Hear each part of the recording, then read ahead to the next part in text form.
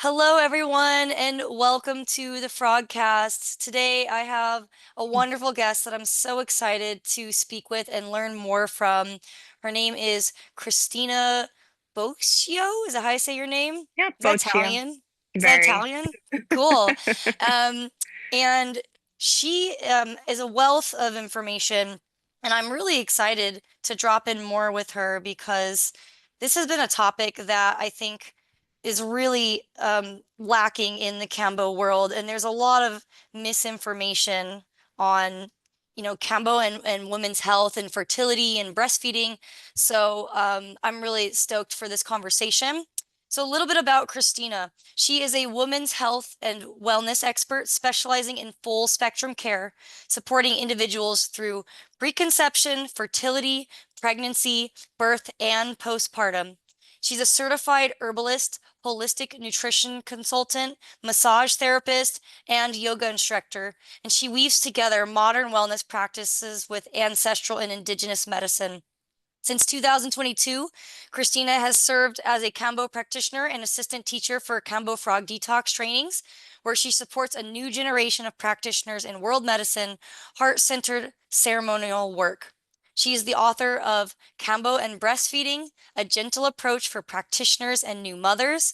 Inspired by her own experience using Kambo throughout her fertility, conception, and postpartum journey, Christina's work empowers others to reclaim their health by reconnecting to nature, trusting the body's innate wisdom, and honoring the rhythms of life through holistic, earth-based practices. And it's not in her bio, but I happen to know that she's also a new mom and has a very personal experience with using Kambo in her journey with fertility and conception and birth and even postpartum. I saw the other day that you're using Kambo for that. So without further ado, welcome, Christina. Thank you for joining us. Thank you so much for having me, Caitlin. It's been a quite a journey, and I'm so thankful to share more about my personal journey and the journeys of those I've witnessed have this expansive experience with Kambo. Amazing. Well, I would love to hear first off just what was the origins of your relationship forming with Kambo? And hi, Dara.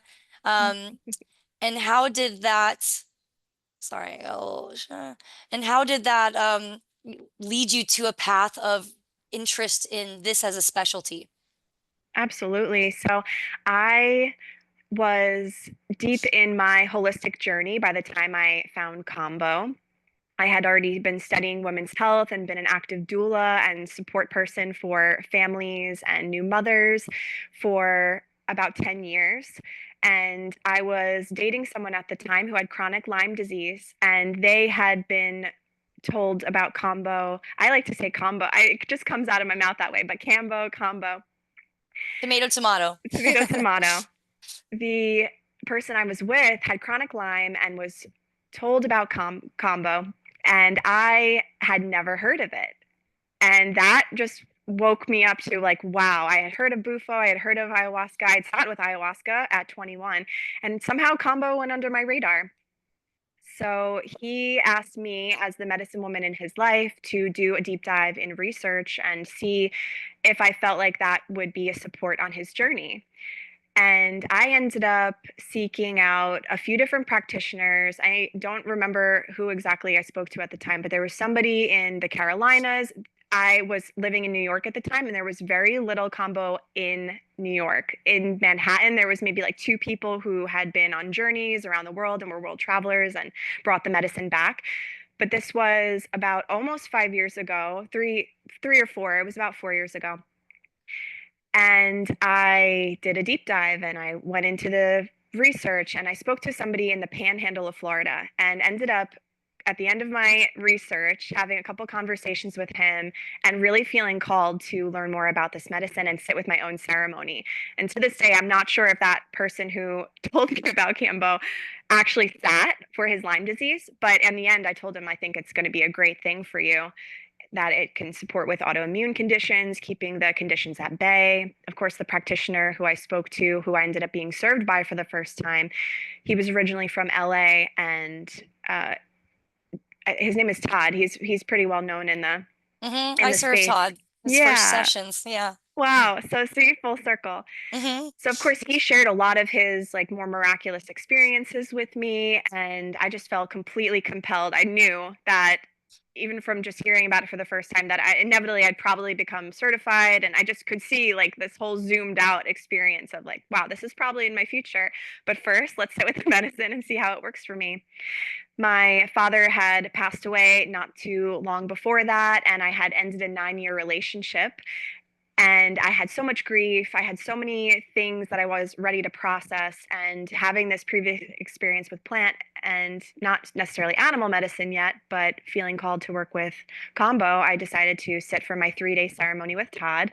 And I did the 3 days back to back. I got myself an Airbnb in the Panhandle, took a total retreat for myself. Every day I'd walk to ceremony and felt the layer by layer move through this incredibly transformative experience where I not only felt the layers of grief shed from me, but I felt years of antibiotic use, like through my purge, tasted it, disgusting, amazing.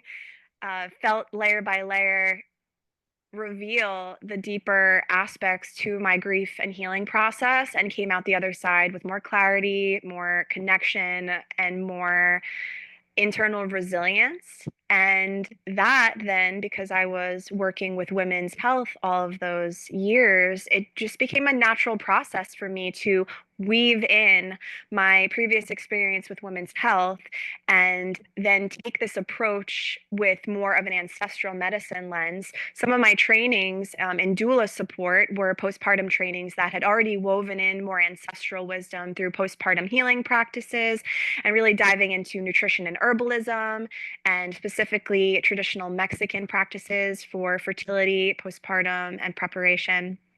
And it really just felt so organic for me to take in all of the modalities that I've studied and really include Kambo into that practice. Amazing. Yeah. So what was it that initially inspired your passion for women's health? Because it sounds like you were doing all these other modalities, and then Kambo is just so complementary on a holistic level. What was like that initial spark for your passion in this avenue? Hmm. So, women's health, my healing crisis, which is what I describe as what propelled me into my first level of my awakening journey, happened at 17 years old when I first graduated high school and my appendix decided that it was going to be upset. Oh dear. Oh boy. And now I can see and track back to specific energetics around like what that meant for me. And maybe having some of the information I have now, maybe I could have pacified and calmed my appendix a little bit instead of needing to take it out. But that really was a wake up call for me. Why am I 17? Probably like the youngest, most vivacious, most energized, most healthy, as far as like the world will say, if you're younger, you're supposed to be the healthier version of yourself. Why was this happening to me? So that really propelled me on my own journey to understand my body more, to be involved in more holistic modalities. I had already taken steps and I was a certified EMT, which was my first wellness modality, or not wellness per se, but my first medical style modality was being trained in basic emergency medical technician support. And from there, focusing on myself, I was always fascinated with the feminine reproductive day. It's probably in storage, but I have the pamphlet from when I was taught about the feminine reproductive and menstrual cycle in like third grade. Oh So wow. within me, I've just always had this like desire and real passion for women's health. And that has just evolved over time with me becoming more innately attuned with the rhythms around me and supporting women in my life. It's really been a active yet passive experience where right now a lot of women who are transitioning into perimenopause, they're seeking out my support, and really just diving in and using all of my research tools and all of the resources that I have to support people as they come to me. And that has organically been a lot of women in their preconception phases and through their pregnancy as I was studying to be a doula.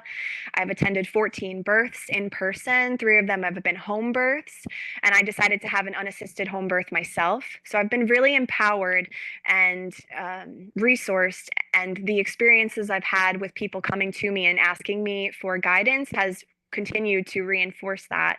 So I'm not sure if I answered the question, but it's just been this continuous journey of me being inspired and being there as people have asked me for support. And Kambo and more integrative approach has been a natural aspect of that. Wow. Yeah, I mean, in women's health and fertility, it's like kind of like the fruiting body of a mushroom. It really is an expression of whole body vitality and balance, right? And so It it's one of really the is. first things, that gets compromised when there is illness in the body. So when we are able to curate our health in a way that we are having healthy expressions of hormones and fertility and even like sexuality and desire. These are all signs of a being that is like full and resourced and like ready to pour like resources into creating a life.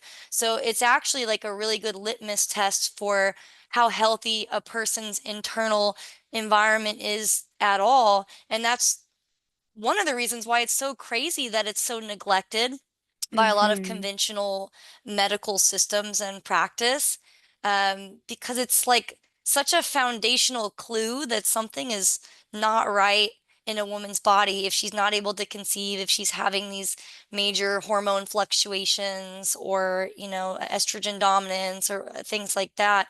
So I think this work is like, it goes beyond having babies and having periods. It's about human vitality of half of the species, which are female. Uh, so it's so important that we talk about this. And I do think there's like threads of patriarchal, kind of patterns in history that have then placed women as this kind of like, I don't know, less than important part of society, which is insane because it's literally half of the people on the planet, if not more. I don't know statistically exactly how many women there are, but yeah, it's so vital that we have technologies that can work way more intelligently than some of these spot treatments, modalities that Western medicine offers. I find that like Western medicine's approach to women's health is a bit like savage, it's like quite like unspecific, brutal, with like no regard to any of the like major disruptions that it causes. And it's almost like the female system is like more sophisticated than society has the patience to understand.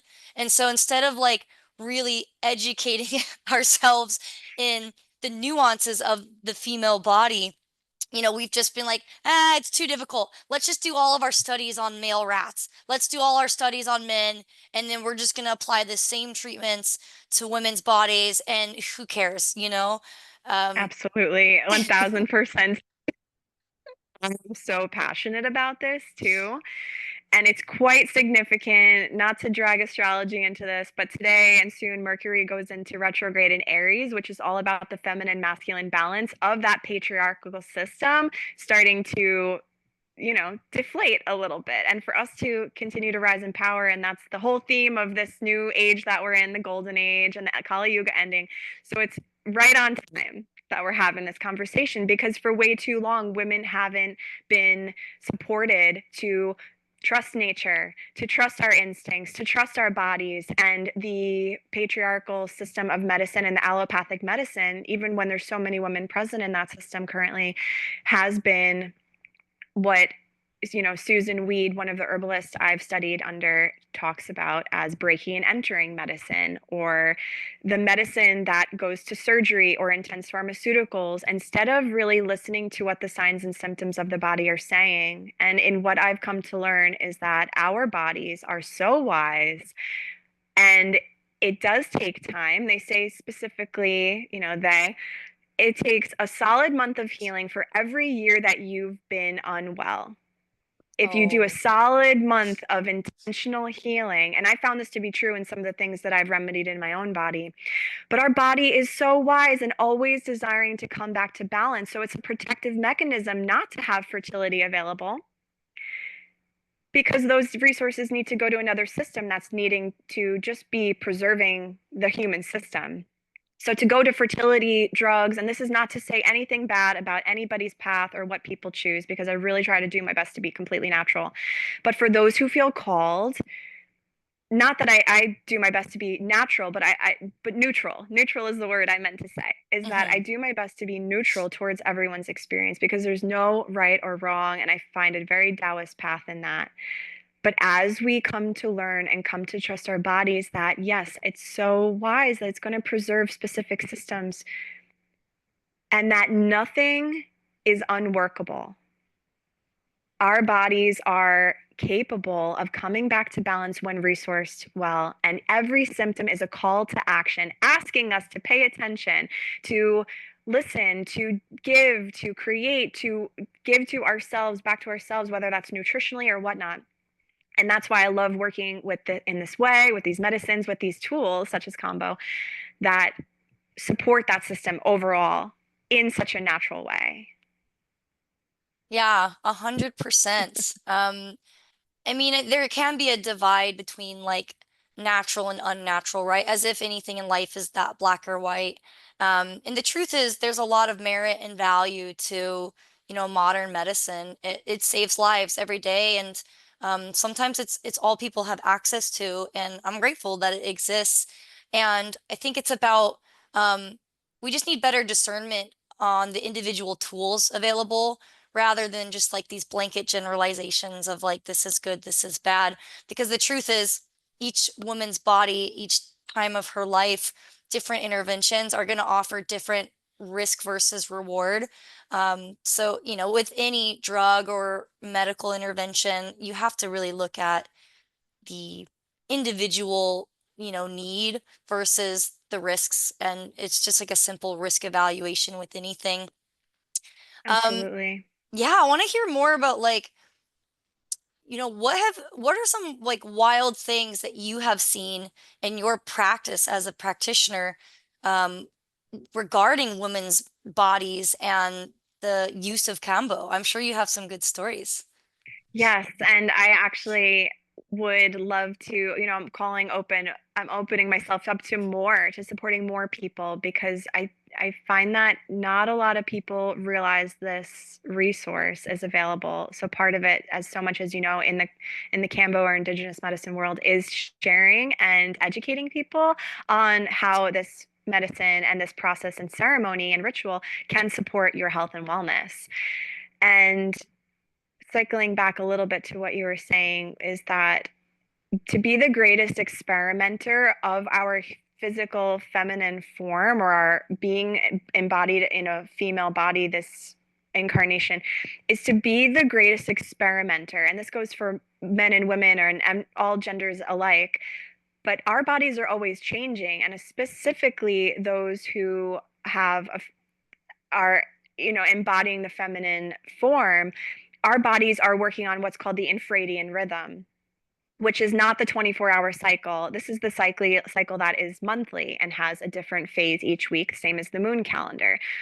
So just by knowing that that system exists and our bodies are functioning on that infradian rhythm opens up an entire world of new access and different perspective. And that's what I find is so potent and powerful, is to suggest that people become the greatest experimenter and are open to the phases and changes and seeing what works for them and seeing what doesn't, and seeing if the risks outweigh the benefits or the benefits outweigh the risk. And that goes into everything as far as like what you might choose for your preconception journey, your during your pregnancy, postpartum, if that's your journey. Otherwise, using those resources and creative energy into your projects, into your passions, into whatever it is you're giving birth to. It's not always a human.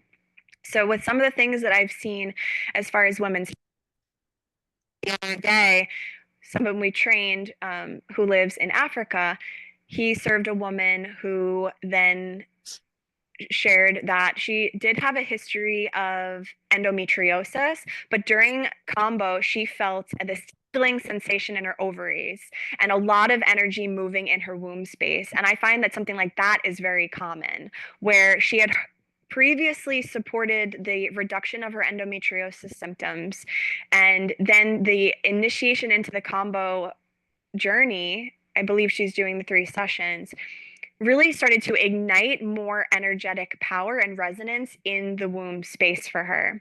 And I like to bring people into my Kambo ceremonies as resource as possible, knowing like how intense it might be, what the sensations might be like, because that helps people I've served to kind of have a mental preparation for what might come up.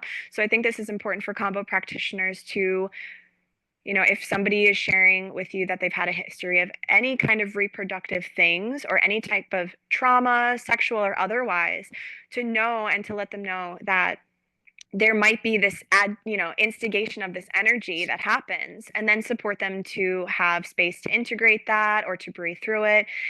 And this is another reason why, timing a Kambo ceremony with the infradian rhythm, and preferably not for everybody. Not everybody is going to follow this, and that's okay. And everybody might feel like it's a little bit different, but maybe choosing not to sit while you bleed, because as we know, the peptides can support muscle contractions, and that might make your cycle a little bit more uncomfortable during ovulation, or that follicular phase leading up to ovulation are great times that are a little bit more neutralized as far as your hormones go to sit.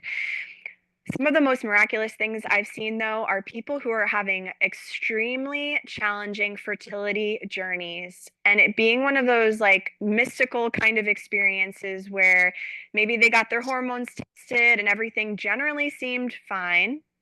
The tests can only show so much, but for some reason there was this energetic blockage around conception. They would do, the couple would be engaging, and then baby just doesn't seem to come. And this is where I find that, and I love that your background is more scientific research, because I'm such a nerd when it comes to all of that, and it's incredibly important. And we're at the brink of this time where we get to open up access to more research around these things, especially when it comes to women's health, which is super exciting for me, and I totally geek out about it.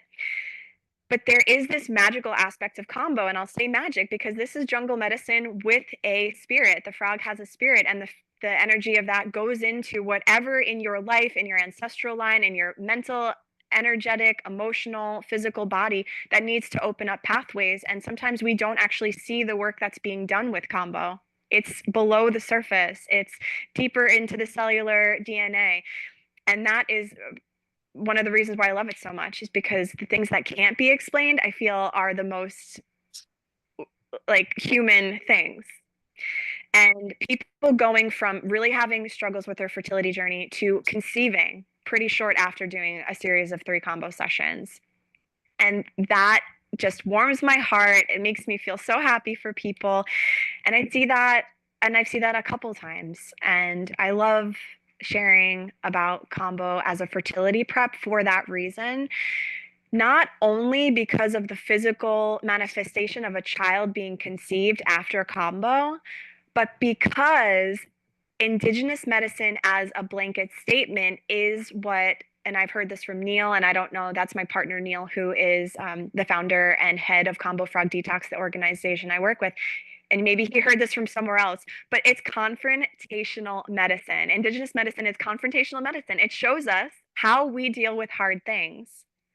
And that is, I think, the best preparation for conception and for becoming a parent. Yeah, because I mean, these ceremonies in their own way are like a tiny little mini giving birth process. I mean, there's probably a lot of the same skills that you can use in a combo session as carrying a child, giving birth, and just being a parent, I imagine. Absolutely. Yeah, 1000%. And that's one of the biggest reasons why I'm an advocate for, and of course, this is not going to be everyone's path, but if you're listening to this, you're interested in Indigenous medicine, right? And one of the reasons I'm a huge advocate for Indigenous medicine, before fertility and preconception support is because it confronts your shadows. It shows you how you deal with hard things. We know that women, maybe you've witnessed this too, that women tend to deal with Kambo maybe a little bit more head on because we deal with hard shit every month. Um, so yeah, it's really that mini death and rebirth process, and I find that is an incredible tool, especially witnessing people through the birth process. If people have done some of that inner work beforehand, not that we're going to have all of our work done before we become a parent, because clearly babies are born to be our greatest teachers, but I've seen the benefits of doing some of that work beforehand, and Kambo lays a beautiful aspect to that. Yeah, and one of the things that I love the most about Kambo is how multifaceted it is. So it's like, yes, there's certainly these physiological mechanisms that are enhancing fertility and overall health with Kambo, and we're just scratching the surface of understanding that, right? But then, like you speak on, there's actually this deeper component too that's important in fertility, and that's like spiritual readiness, right? Because it's such a divine act of like literally like having like a little drop of God now grow into a meat suit inside of your body. It's pretty wild when you think about it. And I've definitely had a number of clients, that conceived immediately, even after one session. Like they didn't even need a series. Like I have three different clients that I can think of. They did Campbell one time and then they like got pregnant like immediately after, including a 45-year-old woman who had been trying to conceive with her partner for 6 years, and then they gave up. She did combo with me. She was also a medicine facilitator, iboga practitioner, and then got pregnant and had a healthy child at 46, It natural home happens. birth. So, Hmm. I forgot where I was going with that, but yeah, I It's just wanted to amazing. speak to like the well-roundedness of combo and how you mentioned like the magic of it, because there is this component that is hard to really put your finger on. But I've also seen, clients who were having infertility problems with, trying to have a child with their partner, and then they did combo and they decided to break up with their partner.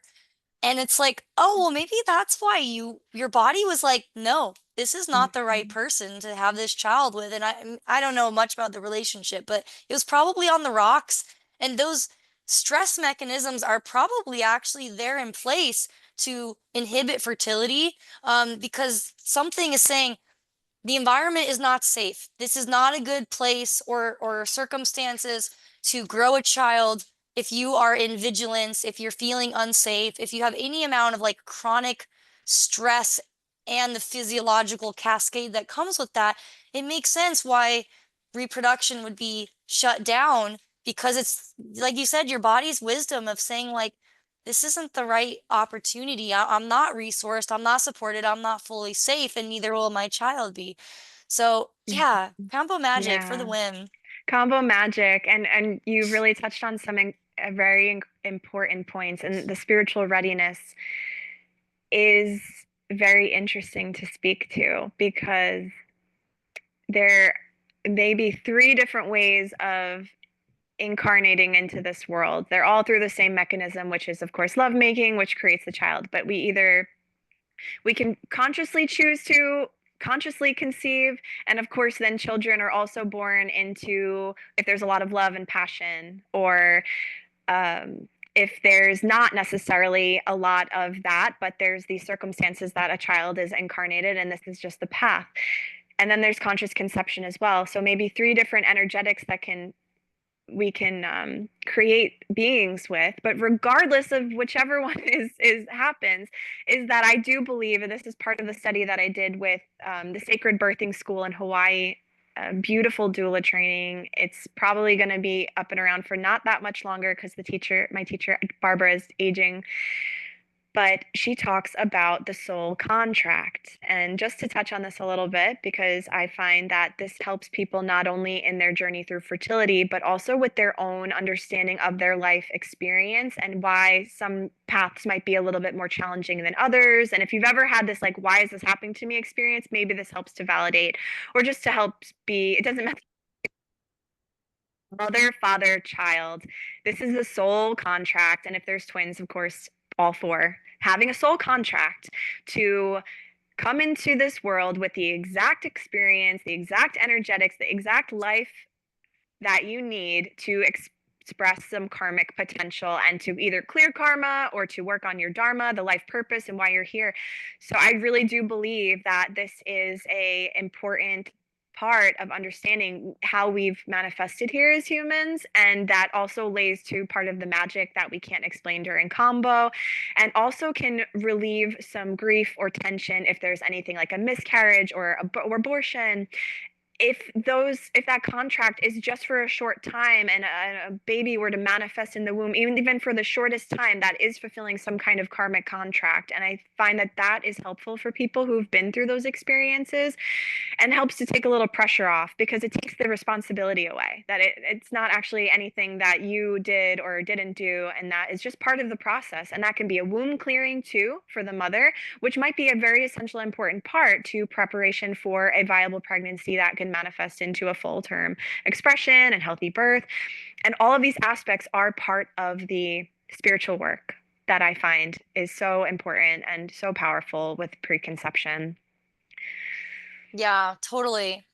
I'm curious too, like just from a protocol level, not that I'm like the biggest fan of protocols because I think, each individual journey needs to really be custom, but yeah, what are your thoughts around like when is the best time to use Kambo? I mean, I'm guessing like there's like preconception and then postpartum, Mhm. but I'm also curious if, even using Kambo during pregnancy is something that you've ever thought about or experimented with, which is probably a very controversial topic, and so you only need to share whatever is comfortable for you. Um, Absolutely. yeah, so I'd love to hear more about your thoughts on that. Yeah, totally happy to geek out about this, because so there was this little bit of imposter syndrome for myself working with people who were going through the birth process, and other doulas and birth workers will just say you show up as your best and you just do what you can. And then there's still a part of me that until I went through the experience myself, I didn't have as much to offer the experience because I hadn't been through it myself. So now I've been initiated as a mother. I am so happy to take people through the rite of passage that is Kambo, because it's a rite of passage, and I love sharing that with people who feel like they need something, or like they're desiring something, and it feels like a rite of passage ceremony is what will help. And Kambo ends up being that for a lot of people, and I love reframing Kambo as a rite of passage ceremony. As far as protocols go, the first cells of your baby are made from the last 6 months of your diet. And the placenta cells are the first cells to form, and then they'll proliferate into the, attachment to the womb and make the beautiful home for your baby. I love sharing with people that a minimum of 3 months preparation nutritionally, 6 months up to a year to 18 months of intentional, nutritional, nourishing practice. The more intention, the more time you give yourself for the shadow work, for the expression and shedding of layer upon layer, that can only be revealed when you enter a specific container, which is why entering into the three ceremony Kambo initiation, or anytime you need a reset, is so powerful, because you're entering into this specific container, you're entering the energy to open, then to clean, and then to close. And that's the same thing with pregnancy preparation. Or if it's not a baby, if it's a project, you do the same thing. It's entering into this beautiful container to create this energy. And so, with that being said, I definitely support anybody who would like to use Kambo as, or be in the medicine space, to sit with that three ceremony process as an initiation to get started on this process. And this is why I wrote my ebook too on postpartum healing and breastfeeding, is because of my experience and being able to be a bit more of a guidepost for people who might be interested in this energy and using these practices. So that kind of speaks to the beginning and prenatal, not prenatal, but fertility and preconception. I think as soon as you feel called to get those ceremonies set up, to start that work, And then once you've done that 3 ceremony process, I sat once a month at minimum leading up to my conception journey. I also happen to be deeply involved in plant medicine work preconception, and that was just my path. It's not going to be everybody's path, but that's part of the work I do too, to support people maybe to use psilocybin as part of their like preconception journey, whether that's with a partner or not. I was in Thailand working on a retreat center on Koh Phangan, and I just had beautiful access to a lot of things that felt aligned for my journey. But I think that if you're feeling called and the shadow work is part of your personal journey towards preconception and fertility, it can be a great tool for you and your partner to deepen. So, nutritionally, herbalism, really aligning all of the energy. If you know that you want to be a parent, and I've said this on my Instagram, if you want to be a parent, I felt most aligned with aligning everything towards that inevitable goal. And that doesn't mean being rigid, but everybody does to the extent that they feel comfortable. If you were to conceive tomorrow, is there anything in your lifestyle that you would change? That you would either need to change pharmaceutically, medically, ritualistically, habitually, and really aligning your energy towards that ultimate goal? And that I think those are the steps to preconception in a conscious way. Otherwise, people get pregnant all the time and don't have these steps that they take. And that's totally fine. Everyone's journey is different. But the more intention you put in, I do feel like you have the capacity to get more out of it. And what is also empowering, I'll add, is that being mindful of the desired goal of becoming a parent aligns not only all of your energy, but gives you access potentially to do some of the research that most people start to do when they become pregnant. And it would be my deepest wish to allow everyone who becomes pregnant to just be pregnant, to not be doing as much research as you potentially can while you're now pregnant. Sure, there's going to be things you research. I listened to the free birth podcast almost one a day while I was walking and doing exercise. That was my way of opening up. But I had had that 10 years of experience beforehand to know what I might like and what I might not like. And I suggest that people do that work as early as possible because you want to just enjoy your pregnancy. So, with that being said, that's preconception. And I'm sure I could go more into stuff, but we'll leave it at that unless any questions arise later. Pregnancy. I feel like there are actually applications to using Kambo during pregnancy. And I desire to, when I get to the jungle next time and I get to speak with elders, I want to ask as many questions as I can. Are there any, if you've worked with it during pregnancy, put your hands up. Like, let me know. I want to the gray area, and I think I err on the side of caution that it can be abortifacient potentially, that it has a lot of strong muscle contraction aptitude, and that then makes it maybe not necessarily indicated during pregnancy. But I still think there's a gray area there, and I do also hold the belief that pressing on an acupuncture point isn't going to make your baby come unless you're actually ready to give birth. So there's this like a lot of fear around things that you should or shouldn't do during pregnancy, like the food recommendations. I'm pretty sure we can throw most of those out. Everyone should be eating shellfish and soft cheese and maybe avoid the deli meats, but just it really is, I think, a delicate space. But there's a lot of like I'll say even it's not old world. It's like modernity trying to make more safe, but not necessarily like looking at the nutritional and all of the energetic benefits of certain things. And maybe in the future, I'm very open to seeing how Kambo might be indicated. And my intuition tells me maybe that'd be a distal treatment on the hands or the ankles. I don't know what would be indicated necessarily. Maybe could be used as I wouldn't actually think that there's an application for this because I'm the belief that we want our babies to come when they're ready because it's the activation of the lungs being fully developed that allows the hormones of birth to start, and that starts the cascade of all these delicious hormones that help women birth naturally, with the pain relief and with the DMT expression and all of that psychedelic experience that can come with birth.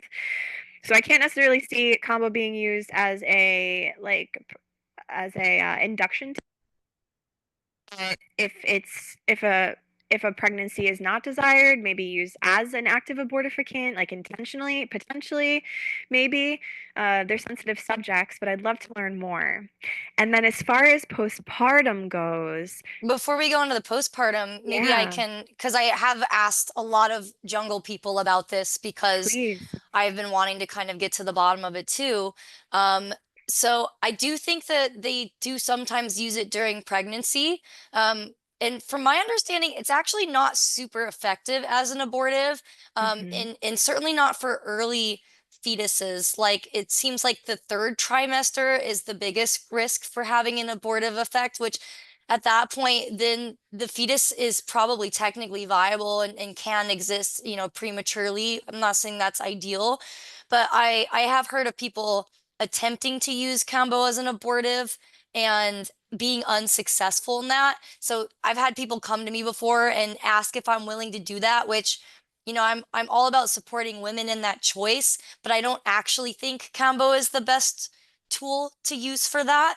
Um, and I've also heard stories from the jungle where, they take it while they're pregnant because they might not always know they're pregnant right away, right? They don't have pregnancy tests they can just go down in the street and get.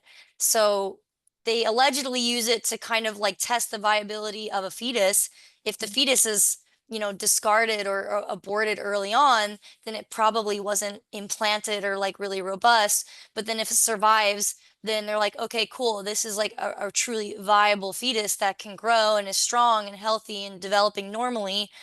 Um, but I look at it as like, could combo potentially be useful to maintaining the mother's health so that she is more equipped to grow a healthy, happy, regulated baby?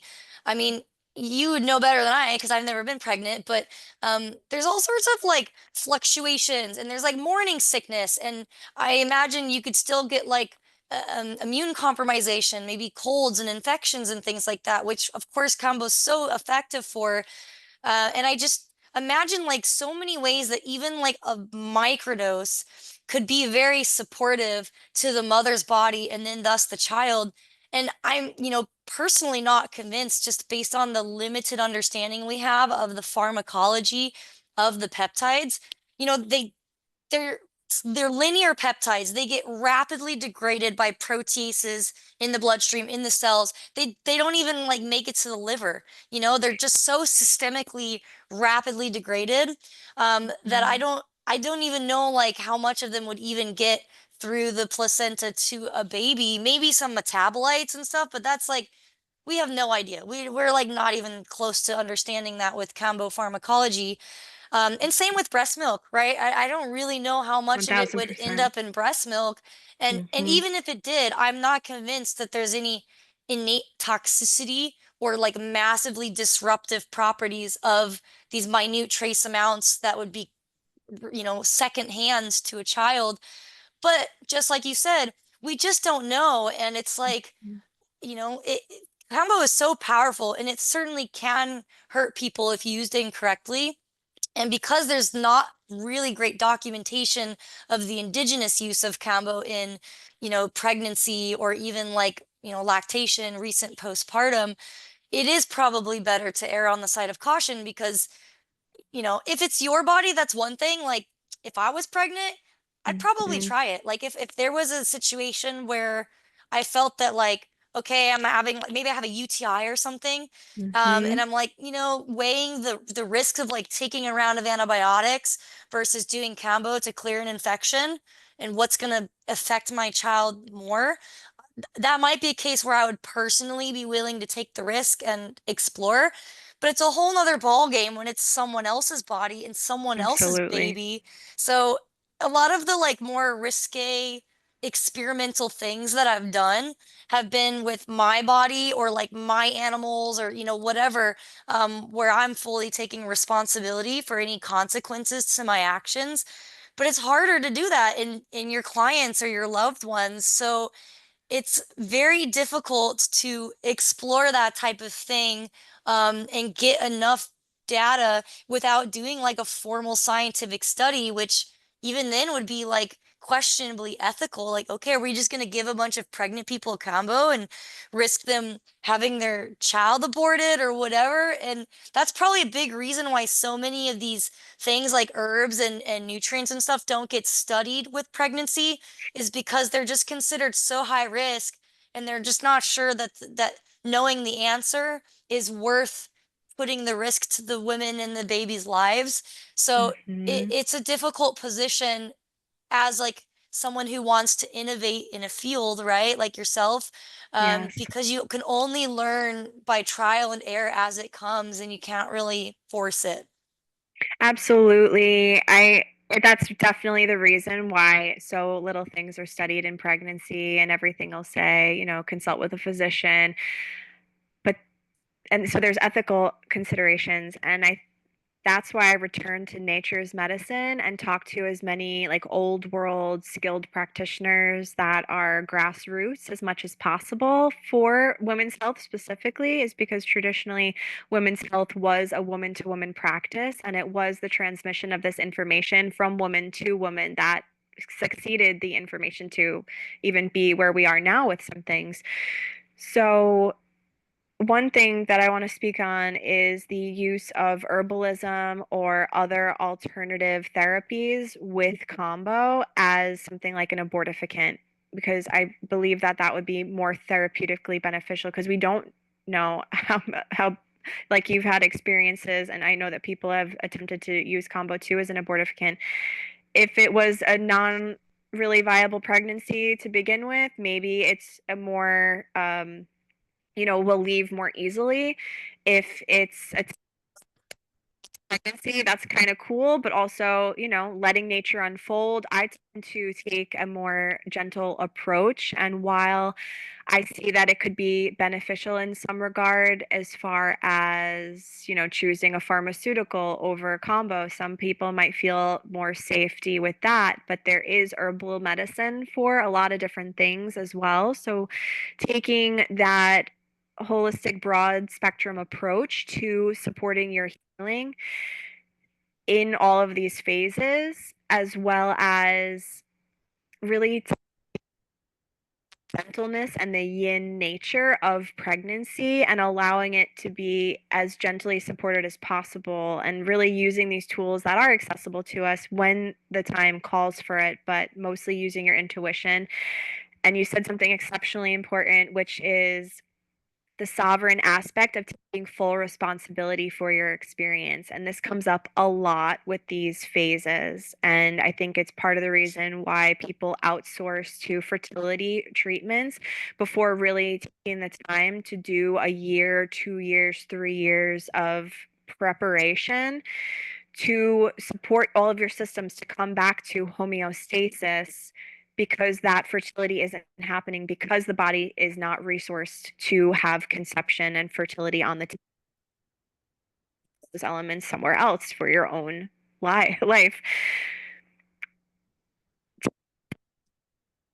For what happens in your body, pregnancy, postpartum, during birth, is one of the biggest things I would support people to find that own internal resource, which is why I'm such a fan of indigenous medicine. Hoping that everyone who comes to Kambo is doing so because they're taking their health into their own hands in a lot of ways. And that's not to reduce the necessity for Kambo practitioners to be well resourced and educated and taking every step possible to make,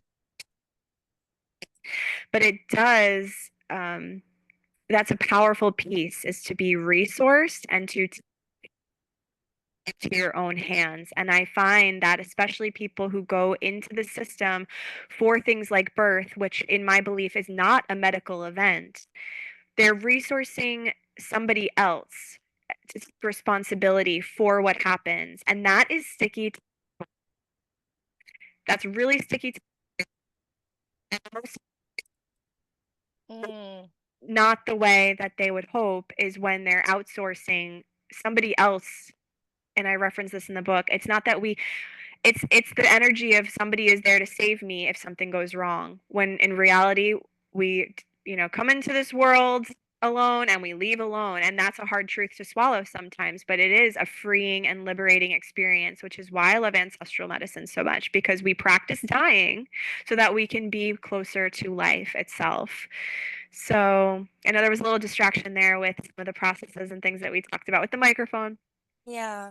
but But yeah. yeah, I mean, it sounds like the bigger theme is like there's consequences to people giving away their power. It's not just about, who has medical authority.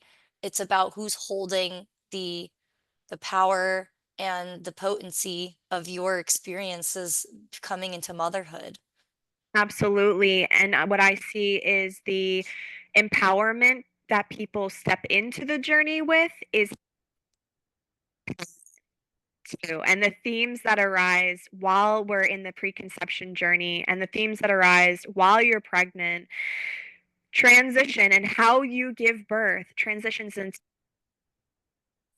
long. Everyone's on their journey. Everybody's here for different reasons. But for those who are feeling the call to wake up, who have been doing spiritual work, more on purpose, more soul driven, more authentic ownership of their full experience. And that's the only way that I could give birth unassisted is by acceptance for life and death and whatever happened during my birth. That's amazing. And I'd love to speak to the postpartum time and breastfeeding as well. Yes, that's what I wanted to ask you about because we sometimes we go in those little like wormholes, but it's all really important. So, It yeah, I would is. love to hear about postpartum and since breastfeeding is very much part of that. Absolutely. And I think just like with pregnancy, there's a lot of gray area and a lot of things we still don't know about Kambo. But in general, we could reflect back on all the learned experience of everyone who ever came before us and really be resource between practitioners. And what I found across the board is the general recommendation was 3 months postpartum. And then when I went through my own initiation of birth and postpartum on par, very on point, because the first 3 months, your baby's still considered a newborn.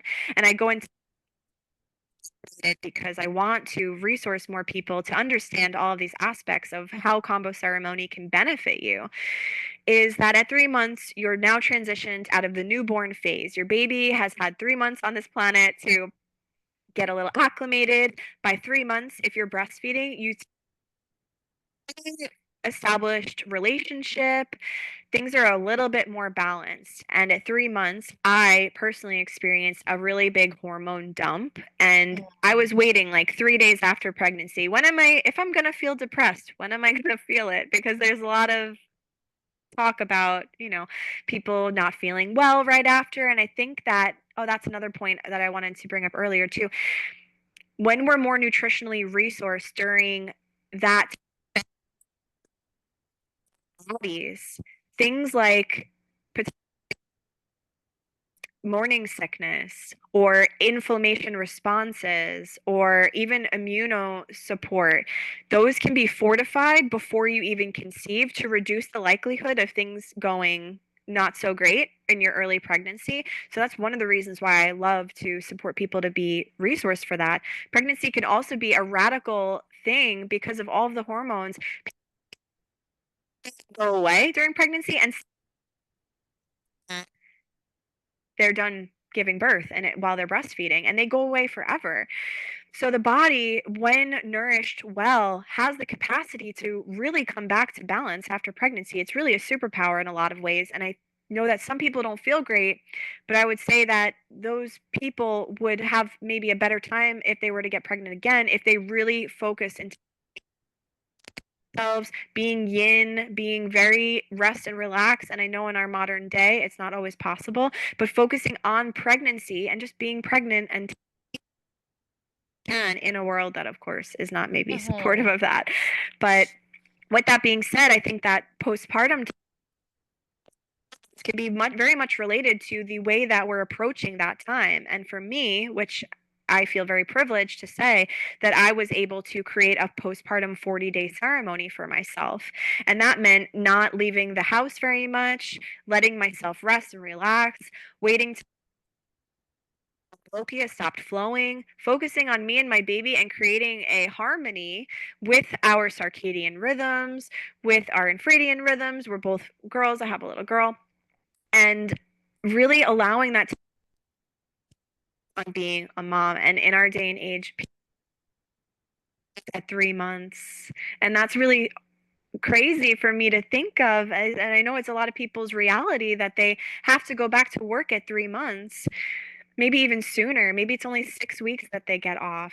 And your baby's still a newborn, you're still such a fresh mom. And I think that the incidence of people's hormones would be a lot less wavy if they had more time or set intentional time or were supported to have that time.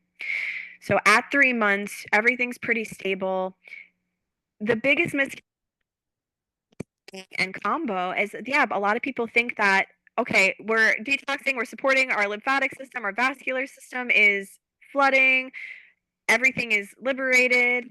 And seemingly, we feel like maybe we're a little crummy feeling sometimes. We're feeling really great after. What am I going to feel? What's going to happen to my body? But breast milk is made from blood. And like you said, if the peptides in the bloodstream, if the enzymes that are naturally in our body are, decomposing those peptides and they're doing their work and then they're leaving the body, in my experience and what I share in my ebook is that the breast milk will be better off, the body will be better off, the blood will be better off, the breast milk made from blood in the bone marrow, everything feeling well resourced, well aligned, and energetically fit. And Kambo offers that access to feeling good, to feeling liberated in your body, to recalling your energy back in after postpartum. And that's really what I felt. And I didn't have a plan, I just kind of went with it. And for me, I gave myself an extra month, an extra couple weeks after my 3rd month postpartum. I felt like I was getting ready to feel ready for Kambo, but I wanted to give myself a little bit more time because I felt that big hormone dump. And me personally just wanted to make sure that I was feeling a little bit more balanced before I threw Kambo into the mix, just to make sure and support myself to feel a little bit more physiologically and energetically balanced. So I sat at 4 months, then I sat another couple months later, about halfway, and then I sat at 9 months. And that's where my first 3 ceremonies right after giving birth in my postpartum time that really served me to be more resourced and call my energy back and feel balanced. And there's a lot of misconceptions that the breast milk will now be toxic or something. And I just don't find that that's the case. And I would love to scientifically research breast milk if anybody out there wants to. If anyone has any to offer. Yeah. Yeah, I've pondered this too from like a scientific theory as well. And, I don't have as deep a knowledge as you do about the production of breast milk and things like that, but I've kind of come to similar conclusions where I'm like, yeah, maybe if somebody who's like never done combo, not taking care of themselves, maybe has like a lot of really inherent, toxicity, maybe they do have heavy metals or like excess copper levels or something, and or maybe they do have a bunch of like dormant infections. I could see if they take combo, potentially you might mobilize metals from tissues into the bloodstream, which then in theory could maybe find their way to breast milk. And then, you can also in theory have like pro-inflammatory cytokines in increased amounts because, you're having like a Herxheimer effect where your macrophages are activated and you're responding to all these fragments of bacterial die-off and stuff. So like, yeah, maybe I could see that being not ideal to provide to your children, but I also that don't know that for sure. Maybe it actually be good for them in some way. And I also don't know how long it would last in the breast milk. So maybe like even as simple as like a 24-hour pump and dump or something, if someone really wanted to take a precaution, then that's probably fine, if they have like a really young baby. But even then, I wonder how necessary that really is, but we just don't know. We don't really know, and because of that, I actually find a lot of liberation and why I suggest people start working with Kambo beforehand. Not that it disqualifies you from sitting postpartum if it's your first time sitting, but I would suggest to practitioners to sitting with 1 point the first session, 2 points the second session, 3 points the third session, and also then I'll add the Kambo frog detox on and Neil's been working on for a while, uses the meridian system as a map to work with Kambo in a little bit more of what we call a surgical way, because it works like moxibustion, which is a tool with acupuncture where you're burning moxa, which is mugwort, on the acupuncture meridian, creating, supporting and stimulating that meridian. So Kambo can work in the same way because we're opening up the lymphatic system with the peptides. And for my first bladder meridian right up here, I wanted something that was going to be strong but gentler as far as like amount of peptides. And I had a full purge. I was crawling to the back like I had a full 3 point session. So there's a lot we don't know. And if you are somebody who hasn't worked with it before, you want it to work in a really slow format. Maybe treat distally on your ankles or your hands. Maybe, or both, to have other supportive detox therapies like sauna. Support your organs to have as the least is that supports you throughout preconception, pregnancy, and postpartum. And that's another funny thing. It's like they don't recommend women go in the sauna or in the hot practices all around the world. People are sitting in sweat lodges. I sat in a sweat lodge my first month of pregnancy. You just